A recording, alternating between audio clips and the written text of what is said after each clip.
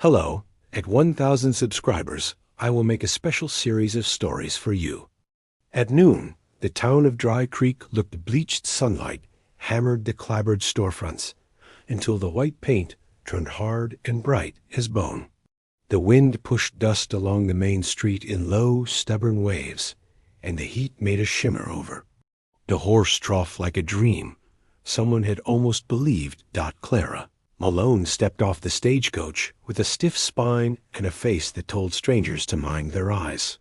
She paid the driver with a coin she'd bit once to check, then lifted her carpet bag and set her boots to the planks. A dark braid lay heavy down her back. The skirt she wore was plain calico, hem darkened by miles of grit, and under that fabric, a wide leather strap kissed her thigh where the knife rode easy. Its handle, smooth from use. Dry Creek, was louder than it looked from a distance. Hammering and shouting rose from the livery. A dog barked without stopping. From the hotel balcony, a woman in a cherry-colored dress laughed in a way that had nothing to do with humor. Across from the hotel, the saloon doors breathed people in and out like Gill's cowboys.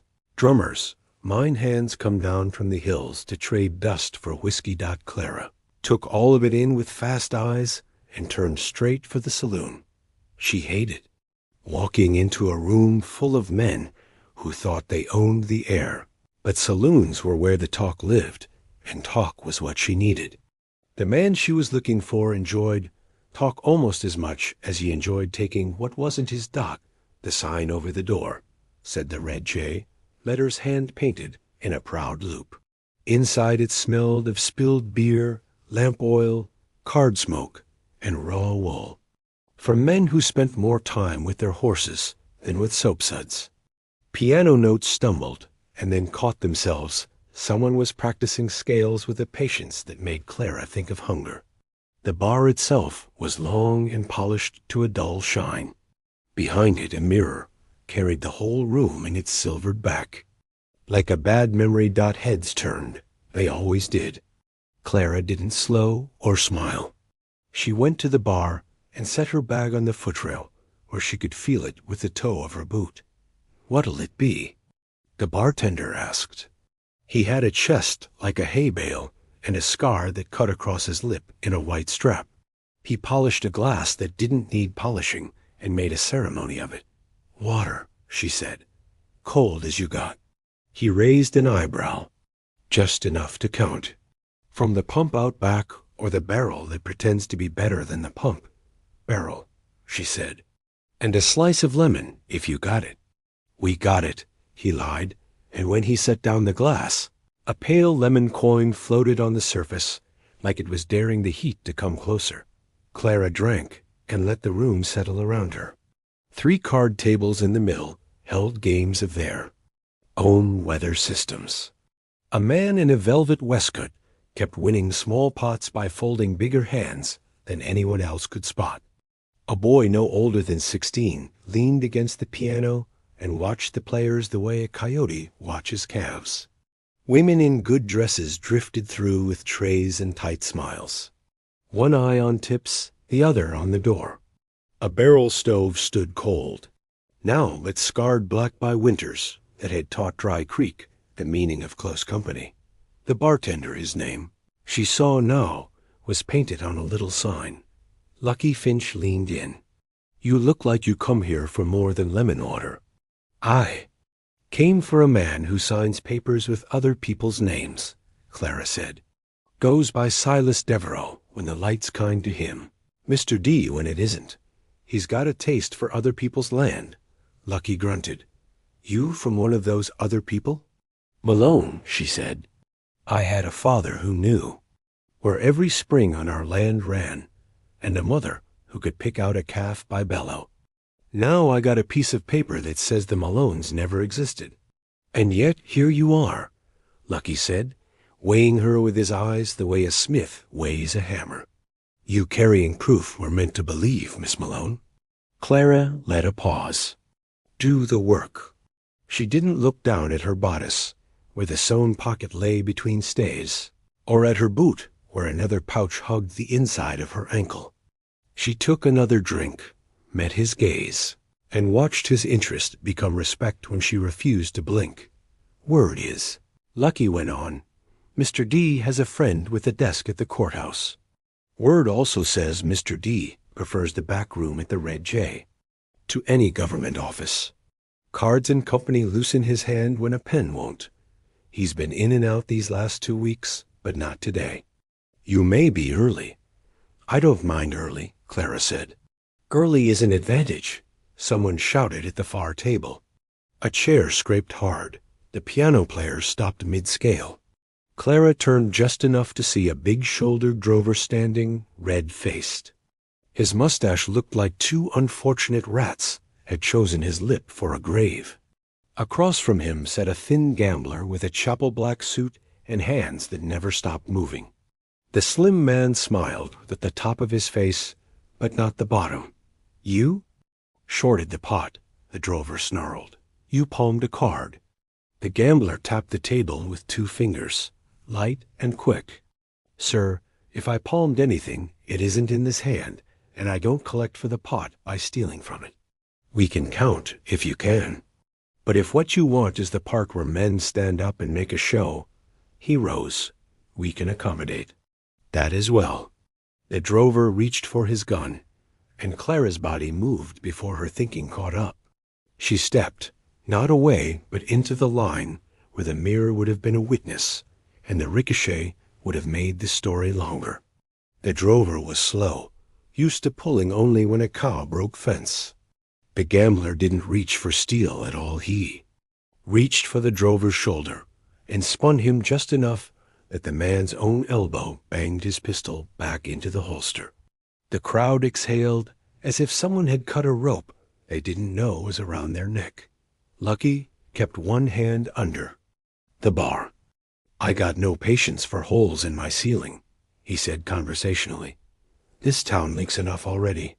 The gambler gave a neat bow. "Bishop," he said to Clara, as if she'd asked. "And the gentleman with the bristly features is Mr. Cobb. We were discussing ethics." "We were discussing you cheating," Cobb said, but his voice had lost heat in the face of Bishop's cool. He gathered his coins like a child tidying a scolded desk. "I got cattle to deliver. Keep your ethics." "I'll keep my teeth." The piano found its notes again. Talk rose piece by piece until it was a roof again, sheltering everyone from the thought of what almost was. Lucky set a bowl of peanuts on the bar. "You're fast," he told Clara without looking at her knife, which he had not seen and would not mention if he had. "Fast usually lives longer." "Fast thinks before it moves," Clara said. "Otherwise, it's just flinching with a good press agent." Lucky grinned at that and drifted down the bar to refill the glasses of men who would always be thirsty. Clara finished the water and ordered coffee, because she needed her hands to be busy and her mind to stay sharp. She took the cup to a small table by the wall with a view of the door. She set her carpetbag beneath her chair and slid the strap around her ankle. Then she drew a folded sheet from her sleeve and flattened it with the heel of her hand. The paper smelled faintly of smoke and winter. It was dense with lines in the precise hand of the circuit judge who had signed it 12 years ago. The Malone's deed, recorded with a seal that the fire had kissed but not erased. After the fire, and after the letters from the bank that said, "All of it belonged to someone else," Clara had thought the paper gone. She had found it later in her mother's hope chest, wrapped in a shawl and saved with the careful toughness of women who believe in both luck and work. The name scrawled across. The margin in fresher ink made her jaw harden. Silas Devereaux. She didn't know whose hand had written it there. Maybe Mr. D himself, gloating.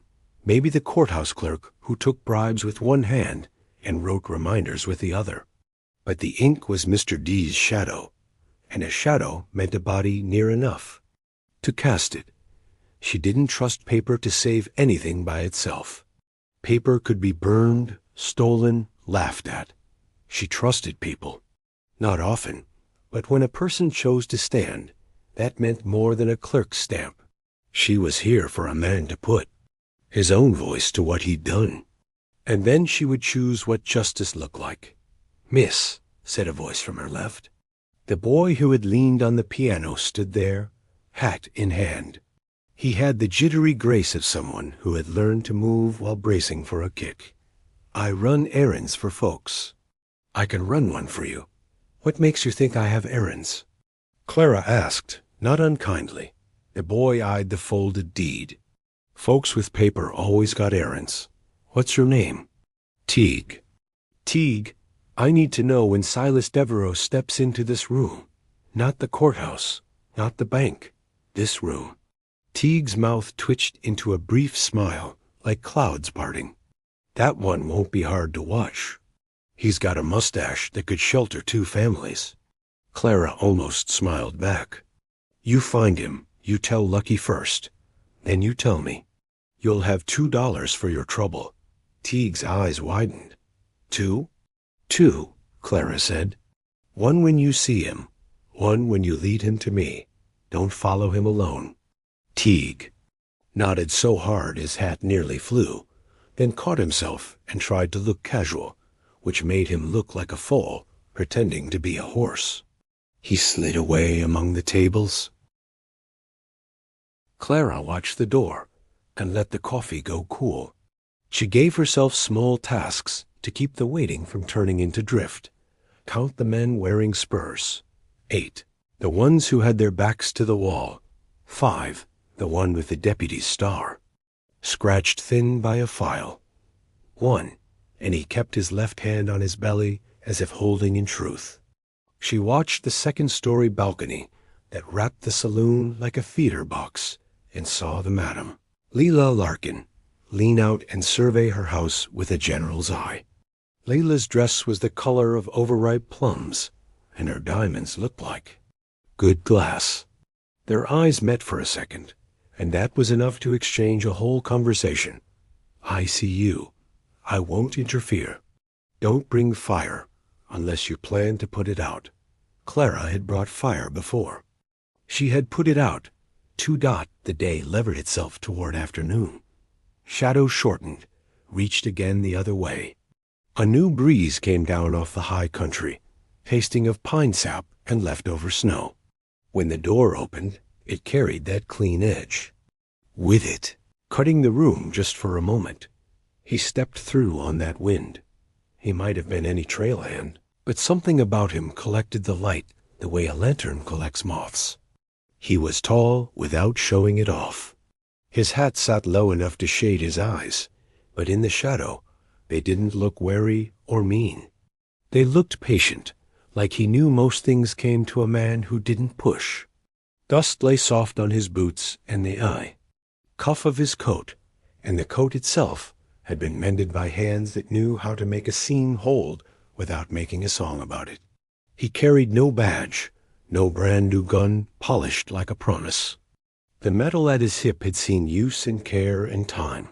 He paused just inside the door, the way men who want to live always do, letting his eyes walk the room before his feet did. He saw the stove and the mirror and the tables. He saw the 2 cowhands, with their heads bent together in ugly talk, and the deputy with his left hand guarding his softness. He saw Clara without staring. He went to the bar and asked for a glass of water, and Lucky gave it to him without the lemon and without the question he asked. Everyone else but Clara felt the change in the room that comes when the right kind of trouble walks in the sort that doesn't speak its name until it has to. She didn't know his name and didn't care to yet. Names gave people ideas about where they'd been and where they were going. Men lied easier when they had syllables to hide behind. She watched the way his mouth settled after a swallow. She watched the way he kept his right hand easy, not near the gun, but not far. She watched the way he made space at the bar without asking for it. "Friend of yours?" Bishop the gambler murmured at her shoulder. He had drifted over quiet as dust. Up close his suit was better than it looked and older than fashion. He smelled faintly of bay rum and ink. "I don't have many friends," Clara said. "Then I'll ask another way. Does he wear the same trouble as you?" We'll see, she said. Bishop gave a small incline of his head and took his leave. He liked answers that didn't pin the butterfly to the board. Men who loved cards preferred possibilities to facts.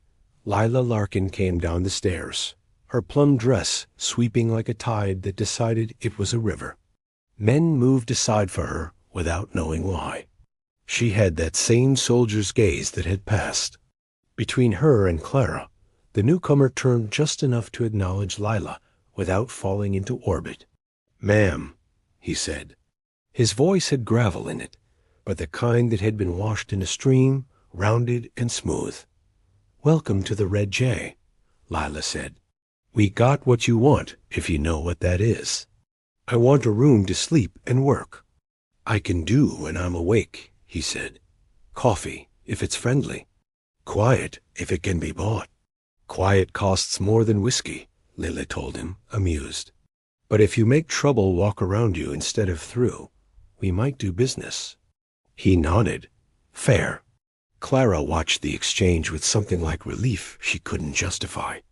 A man who bought quiet and meant it was a better neighbor than a talker. Men who wanted to be seen came with freight she didn't have time to. Hall. Teague slid back to her side like a message that had found its reader. "Not him," he whispered, "but his kind." "What kind is that?" "A kind Mr. D notices," Teague said, watching the tall man the way a boy watches a thunderhead. Warily, a little in love. "He don't drink much, don't laugh much. Comes and goes without a sound, and then there's 3 fewer problems in somebody's life." 3 fewer problems and 3 more graves? Clara asked.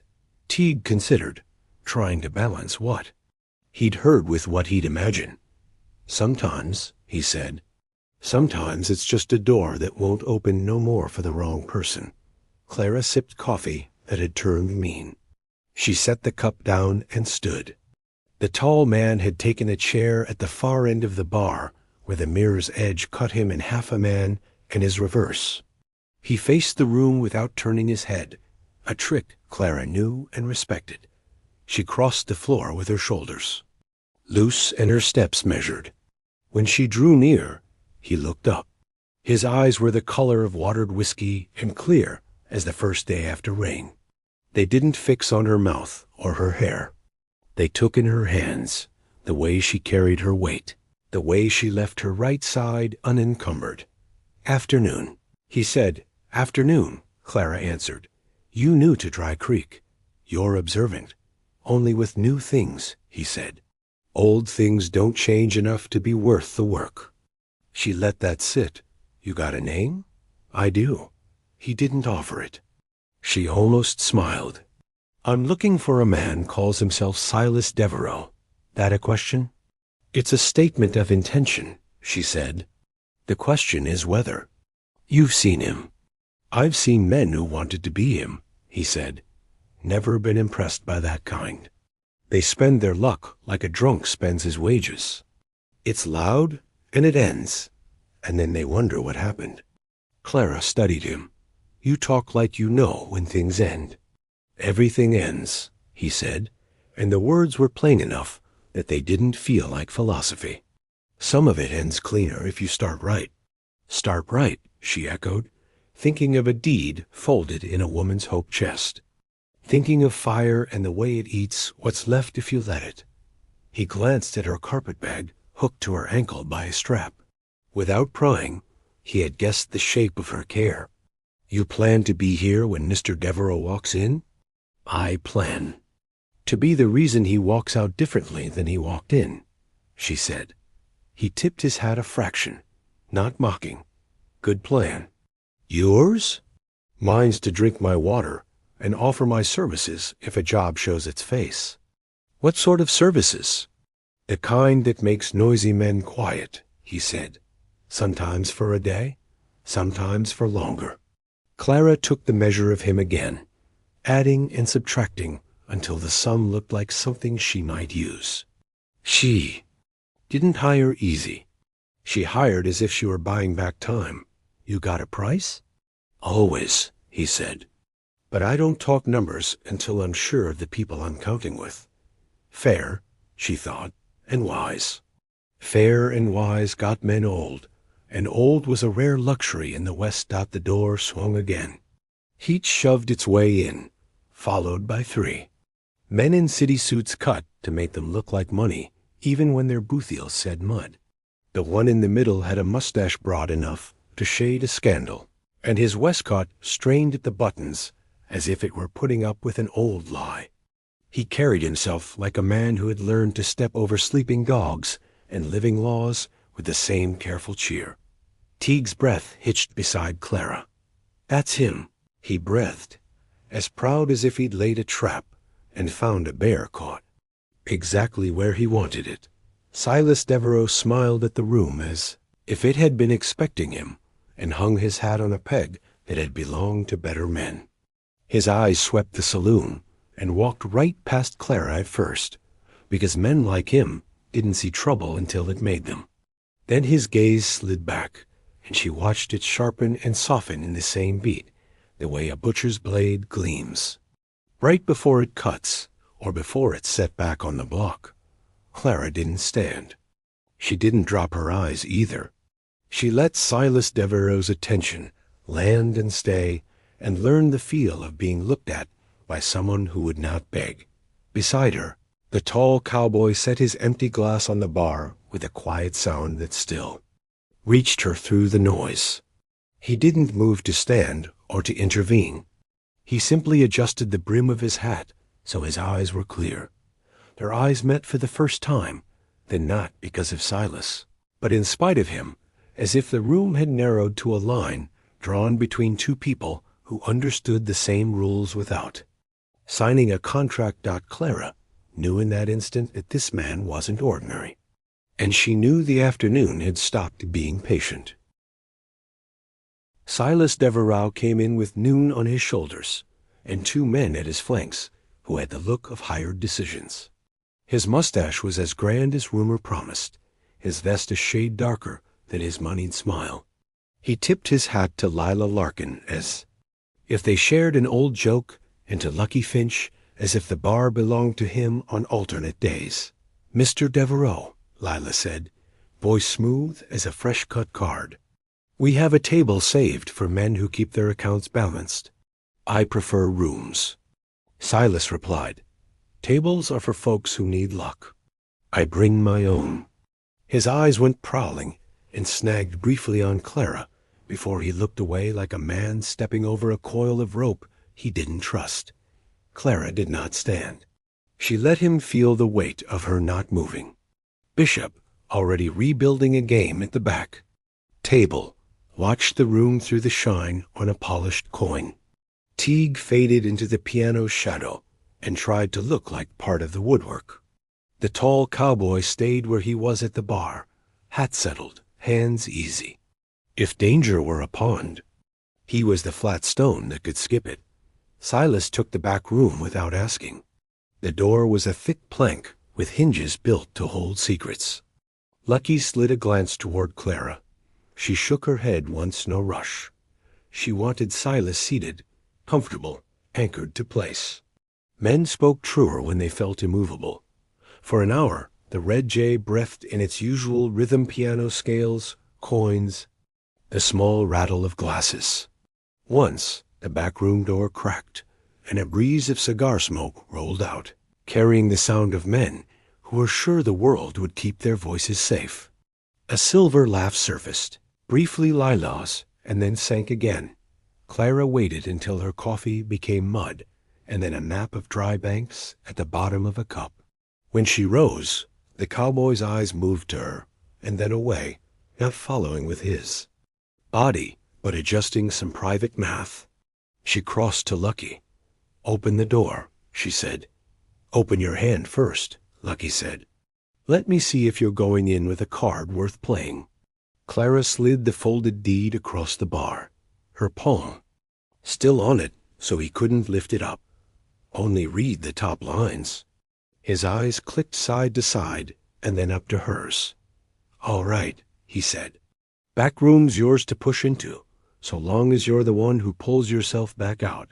Lila appeared at Clara's shoulder, like the idea of a guardian made true. "If you aim to set a fire in there, darling, be sure you own water." "I own truth," Clara said. "Water enough for now." She knocked once. The door opened on a waiter's width of space and the thick smell of expensive smoke. Silas sat with his jacket unbuttoned, waistcoat buttons holding like loyal sentries. The two suits flanked him, hats on their knees. Bishop had joined them and was idling cards through his fingers without dealing. As if shuffling would collect information from the air, Silas smiled. "Miss Malone?" Clara said, stepping in. She didn't close the door. She was not interested in privacy. She wanted witnesses. "You wrote my name without meeting me. See if you can write it now with your voice."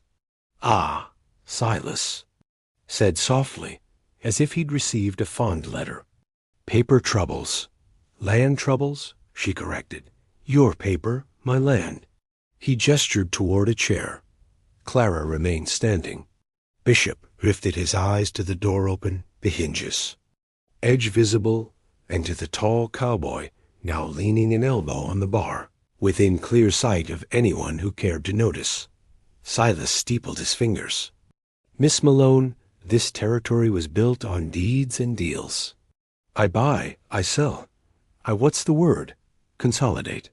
Your grief, if any, is with the bank that sold a bad note, not with the gentleman who acquired it at premium. You acquired a house with my mother's handprint still on the kitchen wall," Clara said.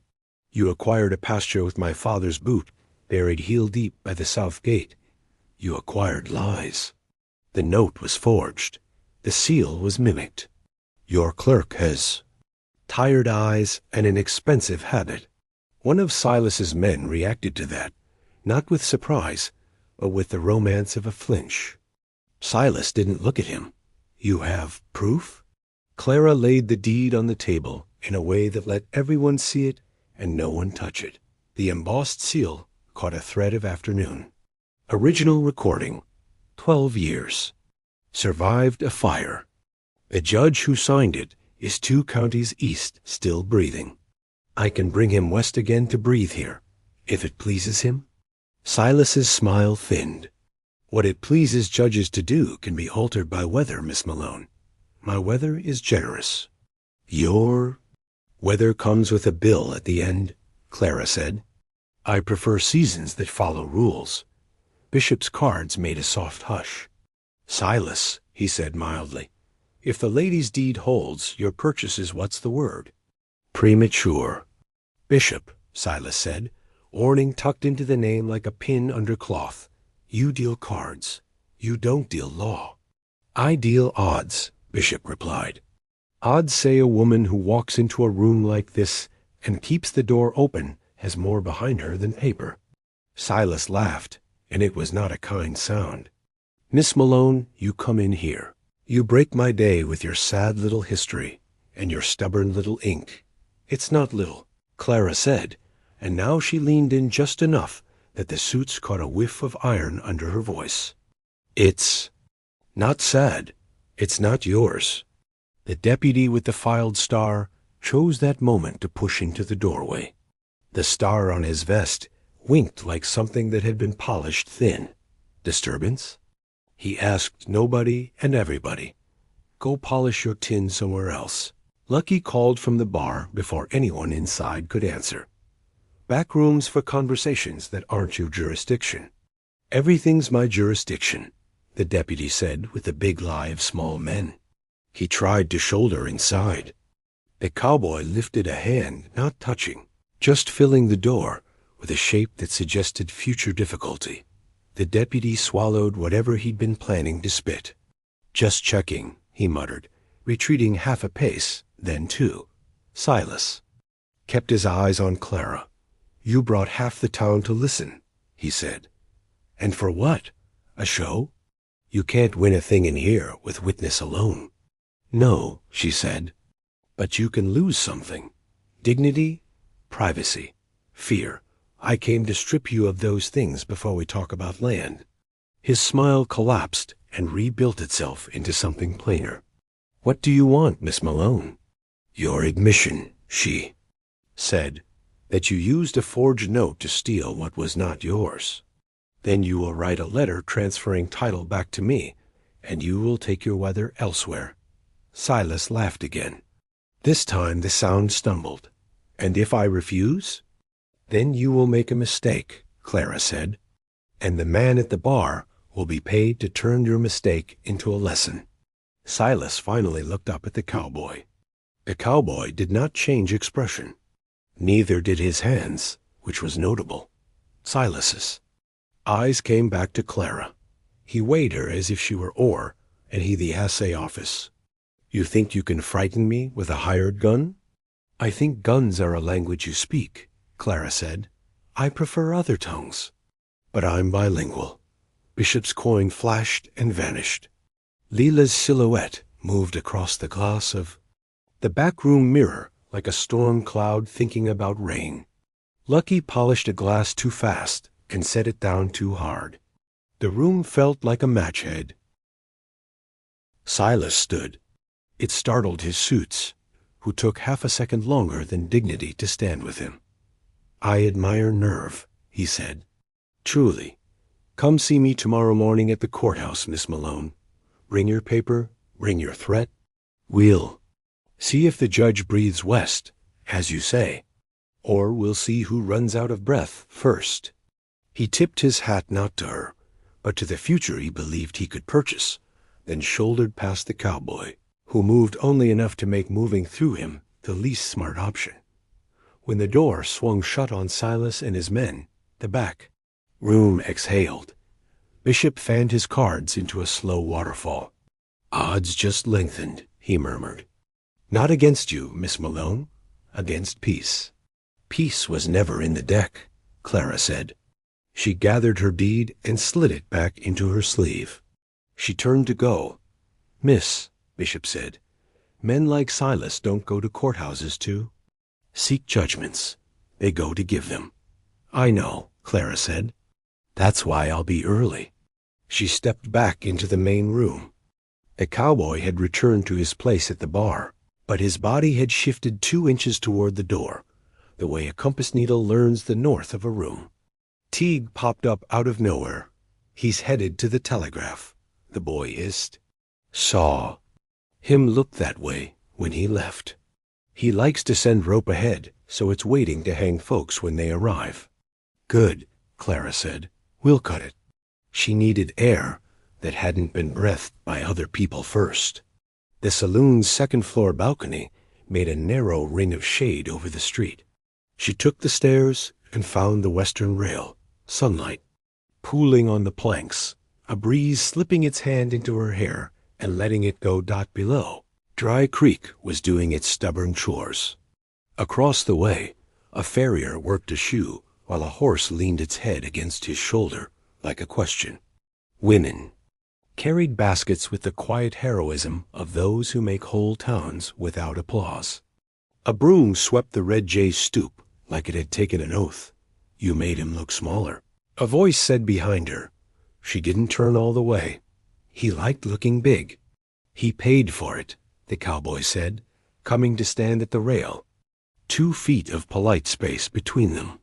He set his hat on the rail, letting his hair take the breeze for a second, before he put it back on, as if denying himself was a habit he didn't mind. "You always stand between trouble and its door?" she asked.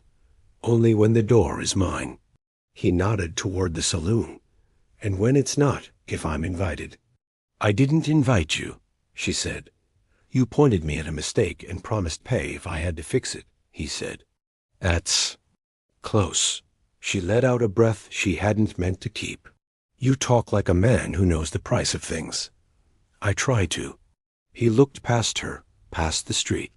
"What's it cost you to stand like that in front of a man like him?" "Everything I already paid," she said. "And something I haven't yet. Name it." "Sleep," she said, and to her surprise, the word felt like something heavier than a joke. They were quiet a while. The balcony boards ticked as the heat worked its will. Down the rail, Lila watered a box of sage with the care of a woman who had learned to keep living things alive in a place that taught the opposite. "You're not afraid of him." The cowboy said, not asking, "I'm afraid of what he buys." Clara answered, "Time, favors, witness, a judge's patience, a deputy's star." "The deputy's star was filed wrong," he said. "Took the markings thin. Some men think that makes the badge look sharp. It makes it look like a spoon." She smiled despite herself. "You always notice edges?" "I notice what cuts." She turned to him fully then, and something in her, some old defense, some path worn by too many disappointments, rose up to test him. She stepped close enough that her shadow slid into his. She rested her hand on the rail near his and kept her voice down where only the wood would hear it. "You want me for my body," she whispered, eyes steady on his. He didn't flinch. He didn't step back. He didn't lean in. He took the words like a man takes weather he's worked under before. When he spoke, his voice held no sermon, only ground. "No," he said. "I want you because you don't beg." The plank under Clara's hand felt cool. The air felt honest. Something tight in her chest, not fear, not pride, exactly let go a notch, as if a bandage had loosened so the wound could breathe. "You don't even know me," she said, and it wasn't defense. It was context. "I know enough," he replied. "You walked into a room full of men who'd make you smaller and didn't let them. You told the truth without looking around for permission. You carry your knife where it'll do the most good, not the most harm. You won't trade dignity for leverage. That's enough to know what kind of job I'll be taking if I take it." She looked down at the street, at the horse and the farrier, at lilac sage leaving its silver scent in the heat. She looked back. At him. "Do you always talk like that?" "Only when I'm trying to make sure the words don't turn into lies later." "What's your name?" she asked, the question plain now. He considered, and what she liked was that he really did consider as if a name were a thing to spend carefully. "Call me Hale," he said at last. "Hale," she repeated, tasting it and finding nothing false. "All right, Hale. I need a man who can watch a door and the space behind it at the same time. I need one who can shoot straight if he has to, and talk straighter if he doesn't. I need a man who won't try to carry me because it's easier than walking beside me." Hale nodded once. "You need a partner." "I need an employee," she said, eyebrow up. He smiled a little. "Let's split the difference. I'll be a partner until pay's due. Then you can decide which word feels truer. Your rate?" "50 for a week," he said. "Half now. Half when you still like the arrangement." "20 now." She countered. "40 when we're done and the work holds." "25 now," he said. "Pays for the quiet you asked me to carry." He waited, unhurried. She reached into the small purse, sewn into her skirt's inner seam, and counted out coins on the rail where any fool could grab them, and none did. 25, she said, paid against quiet. He didn't touch the money. "Keep it," he said. "You'll hand it over when I've earned it." "That's strange business," she said. "It's the kind I prefer," he said. "Money changes the way a man holds his back. I don't like my back different before I start." She slid the coins away. "All right, we start now." They ran. The day between them like a map. Hale wanted to know the corners Clara trusted. The names she didn't. She gave him Lucky, Lila, Bishop, and the boy Teague. She gave him the deputy's thin star and the judge 2 counties east whose breath might be borrowed. Hale gave her the telegraph office and the alley behind it where messages sometimes changed hands before they became wires. He gave her a name she'd never heard, Marshal Enoch Style, an honest man by rumor who hated Silas in the privacy of his teeth. "You know Style?" she asked. "I know the shape of him," Hale said. "If he's in the territory, he'll be a day behind bad news and a day ahead of the law's feelings." You talk as if you've ridden with marshals. I've ridden near them. He sighed. Near is close enough. They went back down into the saloon. Lila met them at the foot of the stairs. You'll be wanting a room, she told Clara, as if it were her idea. Second floor, end of the hall. Door sticks when it's hot, but it keeps out opinions. You'll be safe enough up there if you sleep with boots near. Thank you, Clara said. Lila's gaze slid to Holly and back. You choosing wisely? As well as possible, Clara said. Lila nodded once, satisfaction and warning in the same small movement. Be earlier than you can stand tomorrow, she said. Silas loves a courthouse at dawn. Only time he respects anything with columns. Lucky set a fresh pot of coffee on the counter. On the house, he said. On the understanding you don't put holes in it. No holes, Holly said. Teague darted in, hair a mess, eyes bright from running. He went into the telegraph. He blurted, and the clerk locked the door and pulled the shade, and nobody else got to send a thing. Then he came out smiling like a cat with feathers in its teeth. Who's he calling? Clara asked. Couldn't hear, Teague said, but I seen who ran out after Hollis Crane, the one with the scar like a piece of string across his nose. He rode south fast.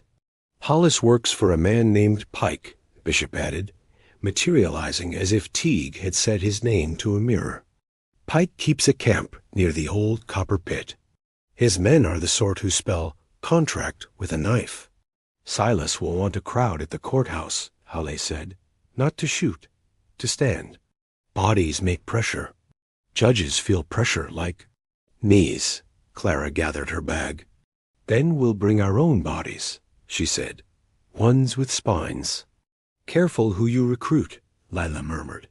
Righteous men are louder than useful men. Loud gets people buried. I'll take useful, Clara said. She turned to Lucky. Can you send word to Mrs. Ortega on Southwater? She owes me a rescued calf and has arms like church bells. Tell her to bring 2 friends and her Sunday bonnet. Done, Lucky said. And I'll talk to Jonah at the livery. Man stubborn enough to call it virtue. Teague, Holly said, crouching to the boy's level. You run another errand. Find Deputy Spoon and tell him I said his star's thin. He'll argue with me tomorrow, unless we let him feel seen today. Teague blinked, then grinned. I can do that. Do it slow, Holly added. Make him feel like you thought about. Not telling him. Teague nodded, taking the shape of the strategy into himself, like a boy memorizing a route by landmark. He vanished, the sun dragged afternoon toward evening. The red jay's lamps bloomed one by one. Clara took a room and set her carpet bag on the washstand, deed laid inside it like a heart. She checked the window latch, then checked it again. She untied her boots and let them rest against the bed's feet where she could find them without seeing. She washed her hands at the basin until the water turned the color of the road. When she stepped back into the hall, Hayal was alone there, leaning against the wall opposite her door, as if he had always been intended to fill that space. Can you sleep? He asked. I can try. I'll walk the alley, he said. And the roof, if Lila doesn't mind footsteps. She mind, Clara said, and she forgive it if you avoid the skylight. She hates dust in her piano. I'll step around the skylight, he said. We'll be at the courthouse at sunup, before Silas breathes, before the judge decides whether to. They stood a moment, the quiet between them not empty. Clara thought of his answer on the balcony. I want you because you don't beg. It had put a mirror in her that didn't lie. She hadn't liked everything it showed, the fear, the pride that shaped itself into spikes when a man came too close, but she liked that he'd seen all that and still offered a word like partner without asking for ownership. Ha, she said, yes. If I falter tomorrow, you won't, he said. If I do, she continued, not smiling because the Thought wasn't a jest. You don't carry me? You remind me where my feet go, and you make space if the ground tries to disappear? All right, he said. And if I falter? You won't, she said, and now she let the corner of her mouth lift. But if you do, I'll say your name like a bell. He touched the brim of his hat, not a courtly gesture, but a practical one, sealing a contract. Rest, Miss Malone. She closed the door and leaned against it until the boards stopped feeling like a boat. Down the hall the floor creaked, and then didn't. Outside, Dry Creek's night made its own turns, dogs, wind, a far coyote turning. The edge of darkness into a song about hunger and endurance. Clara lay down in her clothes and watched the ceiling until it blurred. Sleep came late and thin, but it came. On the roof, Hawley walked the line where moonlight made shingles silver. He counted edges, listened for men who didn't know how to be quiet, noted the alley where Hollis Crane might think to send a messenger, and the lamppost where a fuse could be tied. He checked the skylight and stepped around it, because Lila cared. About dust the way some preachers cared about sin. He paused above Clara's window, long enough to look at the horizon. He wasn't praying. He was measuring the distance between the night and the morning and deciding how best to spend the dark. When dawn came, Dry Creek would wake to the sound of boots on courthouse steps. But for now, the town held its breath, and the people who meant to change it held theirs with it, quietly and on purpose. Asterisk morning in Dry Creek broke like a hammer. Sunlight cracked over the mesas and spilled into the valley, painting the courthouse steps in gold before most folks had finished their first cup of coffee. Wagons rolled in from the outlying ranches. Men who had no business at the courthouse suddenly found errands that would place them near it. Women came too, shawls drawn, baskets in hand as if they were only buying sugar, but carrying eyes sharp enough to weigh every move. Clara Malone walked those steps with Hawley at her shoulder. She didn't hide the deed this time. It lay in her satchel, visible. The strap looped around her arm, so no quick hand could pluck it. Her boots struck steady beats. She felt every face turn toward her, curious, skeptical, some hungry for. Spectacled Dot at the top of the steps, Judge Ezra Blackwell sat like a man built for stone. His robe looked borrowed, creased from travel, but his eyes were steady in their sockets. He had come east to west 2 days ago, and rumor said he had eaten little and spoken less since. Silas Devereaux already stood before him.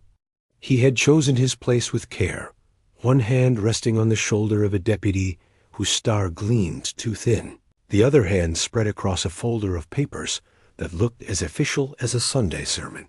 Behind him, 5 of Pike's men lounged, against posts and railings. They wore the patience of men paid by the hour, but their pistols gleamed oiled and ready.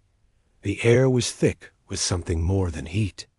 Hawley felt at first the way silence grows when people expect thunder. He rested his hand not on his revolver, but on the rail of the steps, tapping once as if marking time. Judge Blackwell raised his voice. This court convenes in the open square for the matter of property dispute between Silas Devereaux and Clara Malone. Papers to be presented, testimony to be heard. Silas smiled with half his mouth. Your Honor, this is simple. The bank foreclosed on the Malone ranch due to arrears and unpaid taxes. I, being a man of means, acquired the land fair and lawful. I present signed notes, certified by Clerk Hobbs. He laid down papers thick with ink and seals. Clara stepped forward. She didn't raise her voice. She let it carry on its own weight. Your Honor, I present the original deed, signed by Judge Abel Fry 12 years ago, with the seal intact. My parents kept it, passed it to me, and it has never been sold. The foreclosure was based on a forged note, written in a hand that is not my father's, and stamped with a seal that bears no judge's mark. She placed her paper next to Silas's. The difference was plain. Hers smelled of fire and years, but the embossing was sharp, the ink clean. Silas's papers looked newer than the land itself. The crowd murmured. Bishop leaned against a post, watching odds rise and fall in his head. Teague perched on the rail, eyes wide, ready to run if the balance tipped. Layla Larkin stood in her plum dress, arms folded, silent as a sermon, but twice as heavy. The judge bent over the papers. His hands were slow, careful. When he finally spoke, the words were measured stones. These seals do not match. One is the mark of this territory's judiciary. The other is imitation. Silas's mustache twitched. He laughed lightly, but his eyes were knives. Your Honor, old paper fades, seals crack. Who can say which is true? The Malones are gone, save this girl. The bank has records. The clerk will swear to them. Clerk Hobbs is not here, Judge. Blackwell said. Then summon him, Silas demanded. A voice rose from the crowd. Can't summon the dead. Jonah the liveryman stepped forward, hat in hand. Hobbs was found 2 nights ago, throat cut neat as a butcher's line. They buried him fast. A ripple moved through the crowd. All eyes turned to Silas. His smile didn't falter, but sweat found his brow. Clara held her ground. Silas Devereaux, she said, you paid Hobbs to forge papers, and when his hand grew heavy with guilt, you cut his throat. Gasps scattered. Like gunfire, Pike's men shifted, hands sliding toward belts. Halle moved too, not a draw, not yet, but a settling of weight. The message was clear. If Steele came out, it would not go unanswered. The judge raised a palm. Enough. This court will recess. I will consult records in the territorial office before declaring rightful ownership. Silas leaned close, his voice low, but meant to be heard. Consult all you wish. When offices burn, records vanish. When clerks disappear, truth does too. He turned, signaling his men. They spread like wolves through sheep, parting the crowd. With casual menace. Clara knew then. He hadn't come for law. He'd come to stage fear. That's when the first shot cracked. It came from an alley, one of Pike's men firing skyward. A signal more than an attack. Horses whinnied. Townsfolk scattered. Panic surged like floodwater. Pike himself rode in from the South Street, a heavy man with a scar like a river down his cheek. 30 riders behind him, rifles raised. Dry Creek had just become a battlefield. Clara drew her pistol, steady despite her heart hammering. Hollow was already moving, his revolver out, his body low, herding civilians toward cover. Bullets snapped through the air, splintering courthouse posts, ricocheting off stone. Get the judge inside, Hollow shouted. Bishop and Jonah flanked Blackwell, hustling him toward the doors. Clara crouched by the rail, returning fire. 2 of Pike's riders dropped from their saddles, the crowd shrieking around them. Silas slipped into the chaos like smoke, using the panic as his cloak. Teague's voice rang out above the noise. He's running north, toward the river. Stay down. Clara barked, but the boy was already darting across the street, too. Small a target for most to notice, the gunfight raged. Layla dragged wounded men into her saloon, turning its floor into a field hospital. Hal moved like iron in water calm, smooth, deadly. Every shot he fired found bone or sky, never wasted. Reloaded behind a wagon. Halle slid in beside her, dust streaking his face. We can't hold the square, he said. We're not here to hold it, Clara snapped. We're here to cut the head off the snake. She jerked her chin north. Silas. Halle nodded once. Ghost work. Together they broke from cover, sprinting through dust and screams, ducking into the alleys where the sun didn't reach. Guns thundered behind them, echoing through the town like a storm refusing to pass. Up ahead, Teague pointed. breathless. "He went that way." Clara grabbed the boy's shoulder. "Stay here. Don't move till it's quiet." Teague nodded, eyes wide but fierce. Clara and Hall pushed on, following the trail of bootprints in fresh dust, the ghost of cigar smoke clinging to the air. Silas Devereaux was running, but ghosts of his own making trailed him. And Clara Malone was done being haunted. The river ran shallow that summer, a thin ribbon of muddy water curling through stones like a tired snake. Cottonwoods leaned along the bank, their leaves whispering under the wind, as if they'd seen too much already. It was here that Clara and Halle found Silas Devereaux, bent over his canteen, coat tossed off, pistol holstered, but never far from his reach. He heard them before he saw them. The crunch of gravel under boots, the steady breath of two people who had chased without hesitation. Silas straightened slowly, his reflection flickering in the water, his mustache trembling with the effort of holding a smile. "Well," he drawled, "the girl and her shadow. Thought I'd left you back with the law and the dust." "You didn't." "Leave," Clara said, leveling her pistol. "You ran." "That's different." Silas chuckled low, his eyes shifting between her and Hall. "Funny thing about running. Sometimes it's retreat, sometimes it's strategy. I like to think of it as survival." "Survival don't come at the cost of another family's land," Clara snapped. Her voice carried over the water, sharp enough that even the trees seemed to still. "You stole from the Malones. You forged, bribed, and led men to keep your hands clean. But your hands were never clean." Silas's grin faltered, then returned sharper. "You think people care about clean hands out here? This is the West. You grab what you can hold. And I held your land. Hell, girl, I held your whole name in my pocket. You should thank me for teaching you how the world works." Halle spoke then, his tone flat as a hammer. "You talk too much, Devereaux." For the first time, Silas's bravado cracked. His eyes settled on Hale's revolver, steady as stone.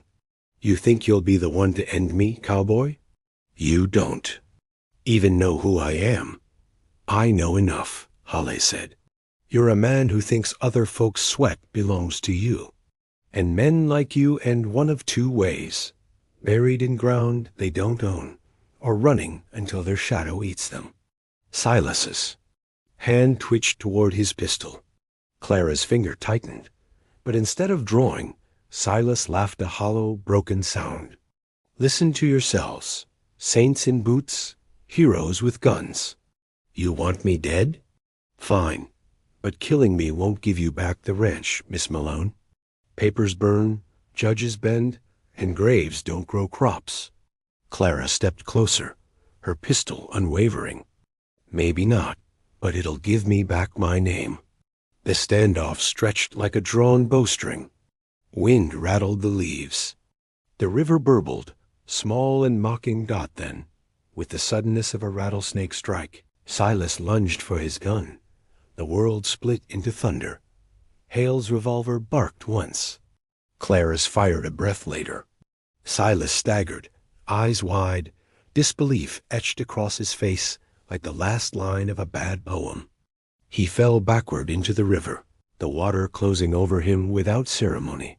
The current tugged at his coat, carried him a few feet, then left him tangled among reeds. Still and final silence claimed the riverbank. Only the cottonwoods whispered. As if gossiping about the end they'd just witnessed. Clara lowered her pistol, breath heavy.